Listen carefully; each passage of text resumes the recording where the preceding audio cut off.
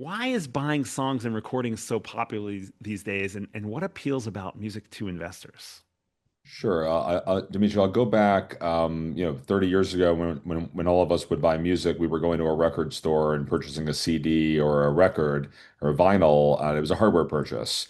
And obviously the industry got disrupted very heavily when I was in college and was using Napster and downloading illegal music.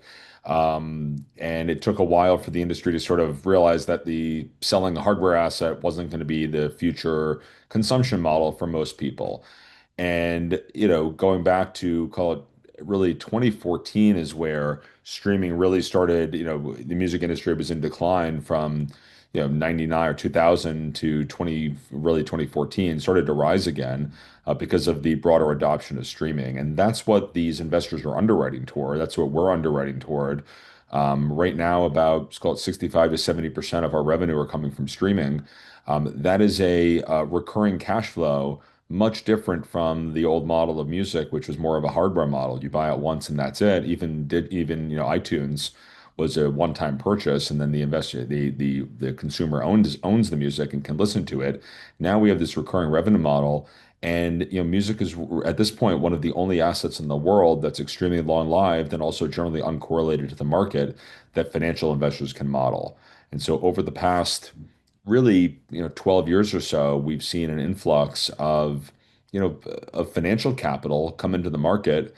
First starting with, some entrepreneurs like Willard Aldrich and Merck Mercuriadis, also getting backed by pension funds, and the like. And now you have, very sophisticated private equity investors in the market. And now we're moving more into that insurance type capital where insurance companies are looking for these long-lived, high-quality, consistent cash flows. So that's why we've seen, music become much more of an institutional asset class over the past, 12 years or so. So, is there anything else like music for those qualities as an investment asset, or is it unique? It's fairly unique. And I think the really unique part is the lack of correlation. So there are a lot of, ways these types of, financial firms are getting yield and getting, investor returns. I always sort of akin music to digital infrastructure. Everyone around the world is paying a toll. They're paying when they're buying a streaming service. They're paying when they're listening on the radio. They're paying when they walk into a bar and restaurant. We're collecting all those micro pennies, and I think it's a big opportunity still. And we're not all the way there from that digitization to be able to capture all the micro pennies that are available. And one of the reasons I got, my family's been investing in music for almost 30 years now. We've accelerated it with Chord, kind of starting the company and putting a large deal together and now growing it. But it's a very rare opportunity to buy a highly uncorrelated cash flowing asset. That's what gets us excited. And we think there are a lot more opportunities to grow the TAM. And the industry is in a better place than I think it was, 10 years ago when there weren't public companies. The public companies now have a little more incentive to work together on growing the TAM rather than just sniping for market share. Dimitri, when we chatted, you wore that hat. Spectacular stuff. Yeah. I put on my Grow the Tam hat for your sake. Yeah, yeah. I love it. I love it. It's really interesting. So, what I'm hearing is like there's this modeling of the maturation of digital music and streaming that makes it reliable in a way that's different than other investable assets. I keep thinking like something's shifting. People are seeing the growth, and we used to hear, oh, what's the growth of streaming, in the United States, in the West, et cetera. And now we hear, well, it's still growing, but it's growing at one, single digits instead of double digits. But globally, there's all these other territories. So I feel like, oh, maybe that's the growth area that more investors are putting into as well.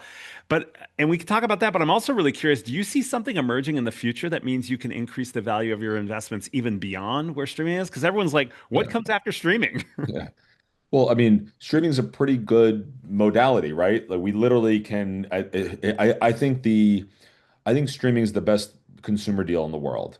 For the cost of two cups of coffee, I can listen to any music I want, no matter what it is, what genre, where it's from in the world, for a month. It's an amazing deal. It's too good of a deal. And that's why we're seeing, slow but steady price increases in developed markets. We're still onboarding people in developing markets. And then the key thing is the conversion from an ad model into a paid model. The fact that we still have a freemium model in the United States and kind of Western Europe, I think makes no sense. I really believe that we should have more of an AVOD model where there's a lower tier where it's partial pay and partial ads, similar to what some of the streaming TV services have done, and then we have the paid tier. And what the music services have done wisely is they made the ad tier over time a little bit worse. We're trying to convert people into the funnel of paying for their music rather than just getting it for free and listening to some ads. That's a much less good model for the music industry. And so I see the opportunity to keep onboarding people into the ecosystem, converting them into paid. There's a crazy stat. I think it's 11% of smartphone users around the world are paying for their music right now. So we have a ways to go. And then the ability to really digitally collect fandom. Um, Most bars and restaurants around the world, we have no idea what they're listening to, who's listening to what. That digitization, the industry is still pretty far behind there. And that's an area of personal interest on figuring out ways to collect more of the micro pennies and then know what our audience is listening to so we can better serve them.